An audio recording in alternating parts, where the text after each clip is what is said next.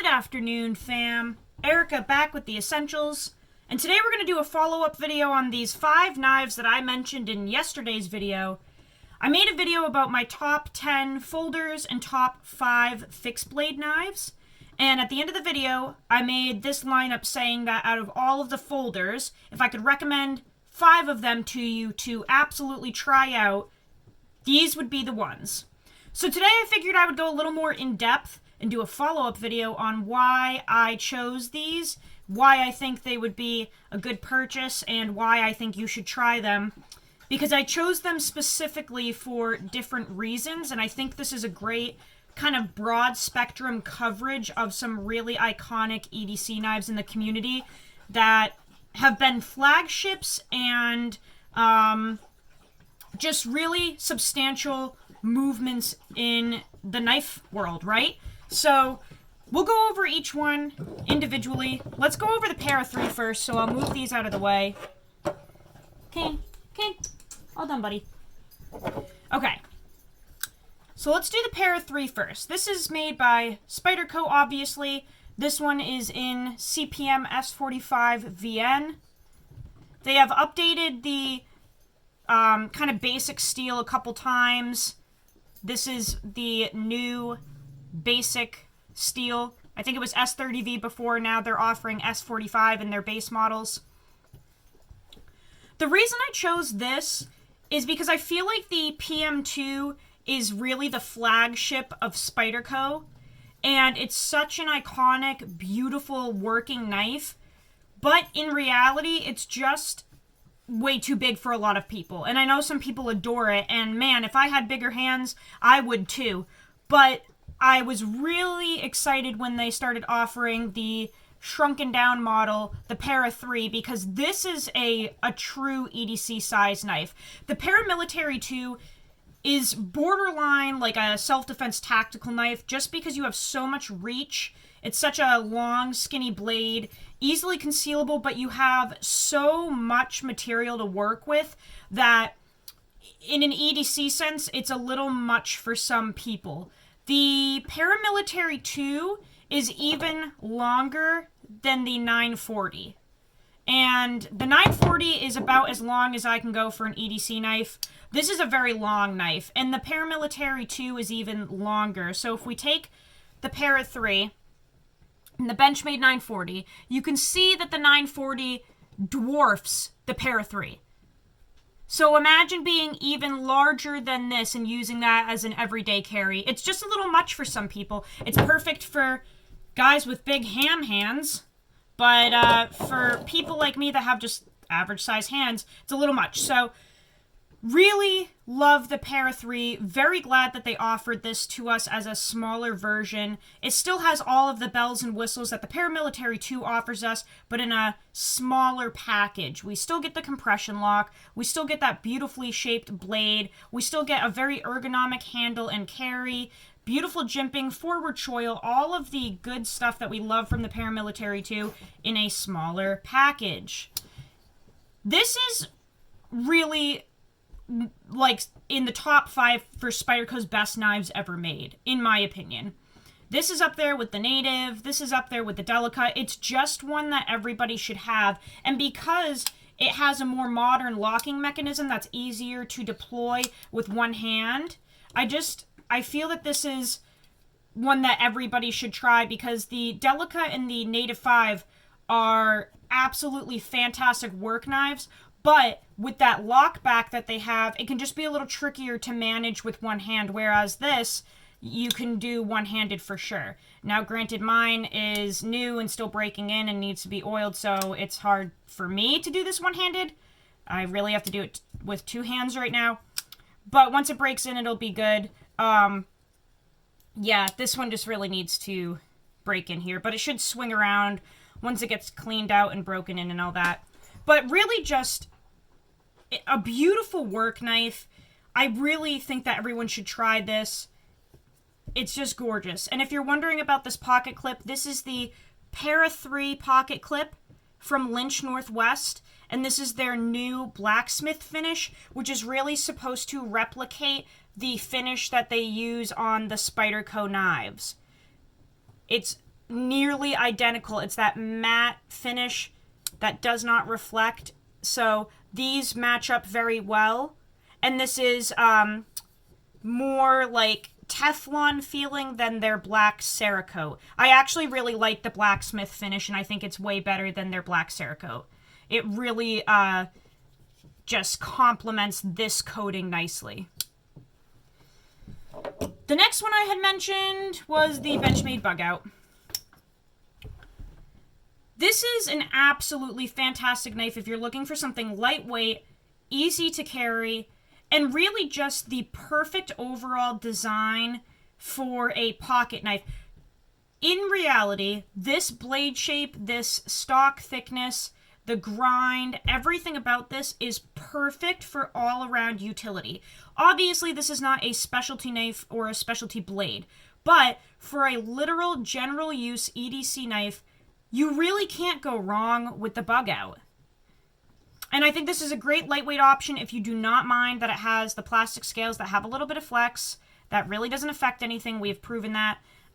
It's extremely lightweight, very durable, beautifully executed, especially in terms of ergonomics.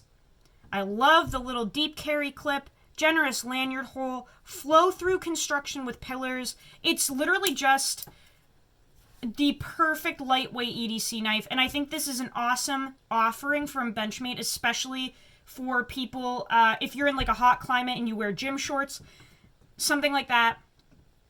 You can get a full-sized pocket knife that you literally don't notice in your pocket. You can throw it in your sweats, you can throw it in your gym shorts, you can throw it in the waistband of your swim trunks. Like literally, this can go anywhere with you, and you have a full-sized blade that you don't even realize you're carrying because it's that lightweight. This is really something special. The Bugout is really something special, and I know it's been around for a couple years now, but it just never ceases to amaze me because of what it offers in such a lightweight, small package. It's really worth trying out. And if you can't stand the plastic scales, there are hundreds of custom offerings for scales. And I know the other day I made a video about how I'm kind of done modding my knives for now. And it's not like I'm against that, guys. I mean, I will always love my Applied Weapons Tech scales and like rock scale design scales, like all Death Grip. All of those custom scales I will always love and adore. I literally was just making a video saying why right now, especially financially speaking, I'm just like not modding my knives right now, and I'm kind of leaving them as is. But that doesn't mean that you shouldn't mod your knives. It doesn't mean I'm against it. It doesn't mean that I have abandoned it. It really does make the Bugout better for a lot of people, modding it and putting scales on it.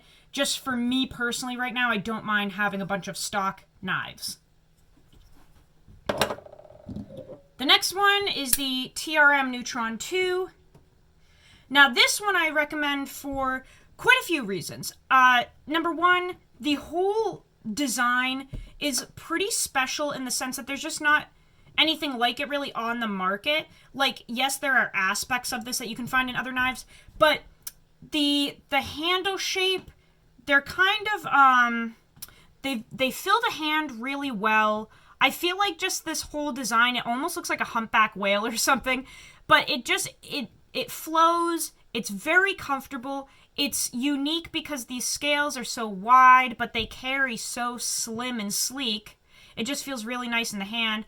You have a crazy thin, slicey blade, but not too thin where it's delicate. Really well treated 20 CV steel, thumb studs that you can put O-rings on, a very easy construction. If you need to take this scale off, you don't have to mess with the pivot, which I love. You literally just take these two body screws off and you can take that scale off. Beautiful pocket clip. And this is kind of a hybrid, right? I mean, TRM is offering us extremely well-made knives, very high quality with a custom heat treat and family-owned business aspects at the price of a production knife, which is really nice. They're offering us a true workhorse of a knife for a very decent price, in my opinion. Beautifully made, beautifully executed, fantastic quality control, beautiful action. They've really cleaned up what they're doing over there over the past year. They're offering us something really special. Tons of handle scale options. This is just something that I think, like I said, it's a hybrid knife. You're getting borderline Chris Reeve quality and build, and especially customer service at a production price, but with custom attributes. I really, really like the Neutron2. I really like what TRM is doing over there. They're also right next door to me in Massachusetts, so I really like that. Just a beautiful knife to have in the collection if you're looking for something thin and slicey and, semi-custom in my opinion. All right, the next one, speaking of Chris Reeve, we have the Chris Reeve Small Sebenza. And this, because of the price point, I would say I am throwing this in here purely off of a historical factor. I mean, these are like $425, I think, for a small Sebenza at this point, which I know a lot of people cannot afford, and that's why I'm throwing it in here as, like, almost a grail knife, almost like something that you can work toward and save up for a while before you get one. But it is a very iconic piece of history because the frame lock here, otherwise known as the Reeve Integral Lock, Chris Reeve created this. So you see this on thousands and thousands of knife models now, but Chris Reeve himself created this locking mechanism, the Reeve Integral Lock. Also, the way that they hollow grind this blade, the design of it, the tolerances, everything about this, Chris Reeve really did kind of like invent and bring to the table himself. So this really is a beautiful piece of history in terms of the knife world, but a true workhorse. I have done some really disturbing stuff with my Sebenzas. I have tons of videos on those on the Use Your Shit playlist. They do not break. They are nearly indestructible. The tolerances are absolutely incredible. And it's just something I think everyone should experience if they can save up for one. Even if you have to save up for a year. Just save up for one to try. Most people love them. You can absolutely beat the shit out of it. That's what it's made for. Sebenza means work. You're supposed to use these. They have a beautiful warranty. You can basically have this for a lifetime and continue to get it fixed and pass it down to your kids or your grandkids. It's just something that everyone should try, and it really does perform very, very well. But there are so many aspects about this knife that were firsts, you know? The Sebenza brought a lot of firsts to the table in the knife world. But if you appreciate machining and tight tolerances and perfection, this is something that you should absolutely try at some point. I mean, look at that, the tip of the knife. It almost looks like you're going to poke yourself or cut yourself, but you don't. But look at how close to the end they bring it. I mean, that's a really beautiful thing right there. You get the ultimate cutting length on this because they bring it literally to the very end of the knife. That's insane. You don't even have to have this pivot screw in to use the knife and open and close it. You can literally take this out and you will still be able to open and close this knife and use it because of the way it's built. That's incredible. Just beautiful. Absolutely beautiful. I'm pretty sure that the Sandblast 2 on this, Chris Reeve was the first to do that, to sandblast titanium scales. I could be wrong, but I think I saw that on the history video that Blade HQ did. And speaking of history, the last knife that we have here is the Benchmade 940. This one is super controversial because some people don't see this as an EDC knife because you don't get a lot of blade height, so it doesn't thin out and it's pretty thick behind the edge. And a lot of people say that you can't get these sharp and they don't hold an edge. I beg to differ. I have gotten these sharp. They do hold an edge, especially if you put it at 15 degrees per side. But This is absolutely iconic. Warren Osborne created this as a ranch tool to do anything from cutting hay bales and feed bags to scraping horse hooves and pulling rocks out of their hooves in the field. That's specifically why this reverse tanto was made, so that if you were out in the field with your horse, if you were riding your horse or something in it, and you had to scrape its hoof out if it got something stuck in there, you can actually flip this over and use this reverse tanto side to effectively and safely scrape out and pry out whatever was stuck in the horse's hoof, because there's no edge. But then you can flip it around, and when you stop for lunch, you can cut your apples and cheese and packages and all that stuff. I mean, it really is absolutely genius. By the way, there are videos about the history of Warren Osborne and the history of the 940 on YouTube. You can also look up that information. I'm not making it up. It's real life. He really did make this as a multi-tool for ranchers, and he was one, I believe, in Australia. So the fact that he made technically a knife that is a multi-tool, it was almost the first of its kind, and that's really what hooked me onto the 940, was the versatility that it offers. Is it a professional at anything specific? Absolutely not. Absolutely not. It is not the best slicer or cutter at all, but it offers a lot of flexibility in terms of being able to use this for multiple tasks, and it will do them well. A lot of different tasks. I have pried open paint cans and used this as a screwdriver and a scraper, and pried brackets off with this. Tons of videos on that, obviously. I recorded it all. But I have done a lot of like multi-tool situations and tasks with this knife that you simply could not do effectively with something like this. Right? This just gets too thin at the edge, at the tip, and it would break. But the 940, you can really beat on it, use it as a multi-tool, carry it as a one-and-done tool, and it will just keep going, which is really cool. So obviously this is not the best performer, and if you are obsessed with geometry and edge retention, you are not going to be pleased with this knife whatsoever. But if you are someone who can get attached to knives based on their history and their usability, and just what they bring in an iconic manner, the 940 is really something that you may appreciate. As long as you're not expecting it to thin slice anything at all, you really may love this. I've even used the back part here as a pommel for drywall.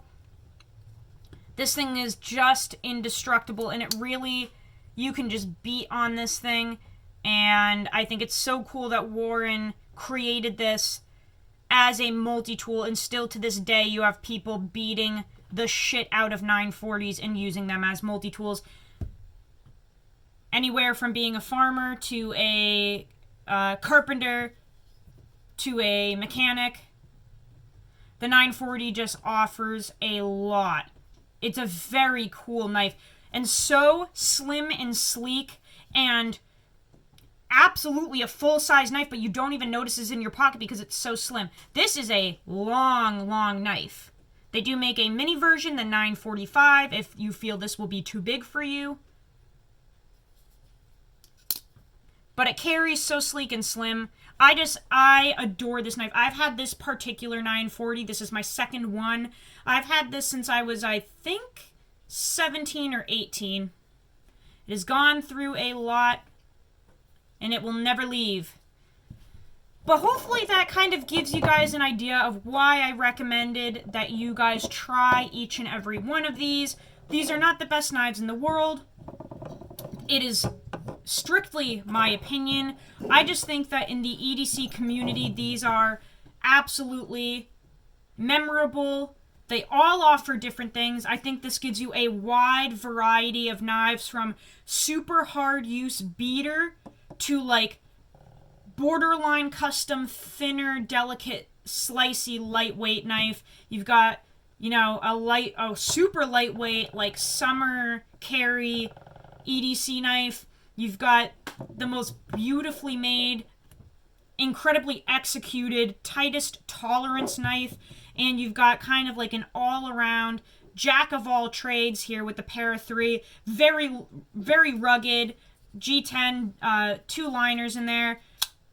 Just an all-around fantastic EDC knife that offers basically everything you need. And then you've got like some specialty stuff. So I feel like this lineup really is a great starting point for anyone getting into the knife community, into EDC, because this really does cover everything that you may want to experience.